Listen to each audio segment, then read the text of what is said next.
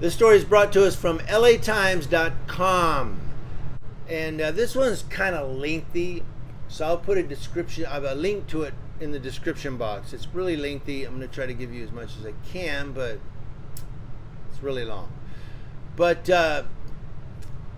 they start out here in this story saying people near Fair Drive and Newport Boulevard in Costa Mesa on June 28th of this year may have witnessed an unsettling scene as police officers approached a lone individual with guns drawn, calling out orders over a loudspeaker. It was a First Amendment auditor. The subject sat on the ground near the entrance to the Orange County Fairgrounds as he was instructed to keep his hands visible, and the amplified voice advised him to comply with all commands. Later, when a Costa Mesa police officer asked for his name, he refused to provide it because he's probably not breaking the law. California is not a stop and ID state. He shouted, "Once I'm placed under arrest for a crime, I will provide my information. Until that point, I don't have to give you jack shoo-shoo." And the picture, I can't really tell who it is. It looks like it might be Junkyard News. That's literally who it looks like. Now, the two argued for a short time until the man was eventually released. Costa Mesa Police Department spokeswoman Roxy Fiad said in a June 30th interview, officers received a call about a suspicious male walking around near Vanguard University in the fairgrounds with some kind of device in a holster on his hip. She said, "We responded believing he had a gun in that holster." Same thing happened to SGV News and Riverside Accountability. Remember that? But she said it took time to determine what he had on him was a civilian taser. "We tried to get his information and he refused to give that to us. Ultimately, we had to end the contact and let him go." Yeah, because he's not breaking the law. That's why he refused to give you his information. And that's true. You don't always have to give up your information. People say you do. This isn't Nazi Germany. This isn't East Berlin. All right? This isn't Russia. This is the United States of America. And in the United States of America, we have the Bill of Rights. Now, within a few days, an edited video of the incident titled "I Thought My Time on Earth Was Over" appeared all over Costa Mesa Police Department's Facebook page as comments to department posts on fireworks safety or recent accomplishments. A litany of critical comments about the department followed, though none of the commenters have apparent ties to the city of Costa Mesa, and none responded to a request for an interview and the opportunity to explain their viewpoints. All these YouTube followers are like commenting on there. They said none of them have apparent ties to the city of Costa Mesa. No, they're guys that saw the video and they go to the Facebook page. Which brings me to this.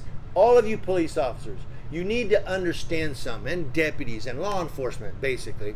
You need to understand something.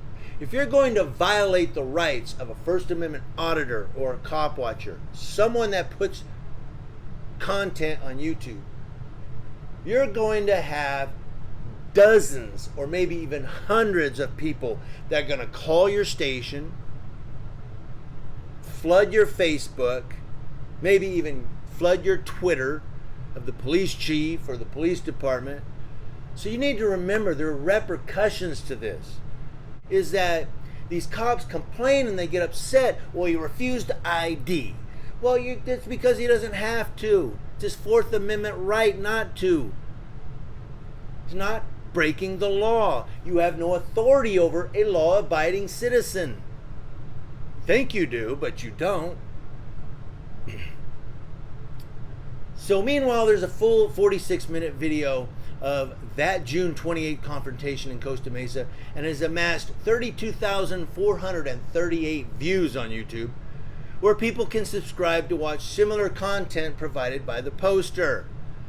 Now, they never say who it is here. It looks like Junkyard News. Such behavior is not uncommon in Orange County, where local law enforcement officials can describe any number of encounters with individuals arriving at crime scenes, DUI checkpoints, or even inside police department lobbies, cameras in hand, waiting to capture a First Amendment audit. They call themselves First Amendment auditors, people who test the constitutional knowledge of government employees or law enforcement officers, and then post the results on social media where content is monetized and contains advertisements. So what? What do you care about that? Posters may also perform audits related to Second Amendment or Fourth Amendment by carrying a legal firearm in public or other legally protected rights. And it goes down. They talk about it quite a bit if you want to read it below. But the gist of this is cops are getting kind of pissed off because they say, you know, this is even titled that First Amendment auditors are making the police walk the line between enforcement and constitutionality. Well, there's no enforcement if there's no law being broken. So yeah, you are walking the line of constitutionality. You're violating their rights if they're not breaking the law. You walk up, hey, what are you doing out here? We got a call that well, I don't have a gun. It's a taser. Okay. Yeah. All right, we just checking. And all right, well, you're not breaking the law. Have a good day, sir. There you go. I know I'm going to get criticism for that, but that's how it should be done. This is the United States of America. Land of the free. Home of the supposed to be brave